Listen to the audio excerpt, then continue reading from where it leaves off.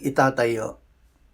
Kung ikaw ay magbabalik sa makapangyarihan sa lahat at magpapakumbaba sa Kanya, ikaw ay muling itatayo at ibabalik.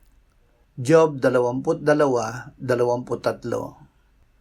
Ang pagpapakumbaba at pagbabalik loob sa Diyos ay may kalakip na pangako, ang muling pagtatayo ng ating buhay.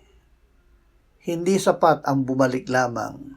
Tinatawagan din tayo na linisin ang ating pamumuhay upang lubos na dumaloy ang pagpapala at pagbabago ng Diyos sa ating kalagayan. Ama, gawin mo kami na tumalikod sa lahat ng maling gawi at magbalik sa iyong piling. Salamat sa pangako mo na kami ay iyong itatayo at ibabalik sa mas mabuting kalagayan. Sa pangalan ni Jesus, Amen.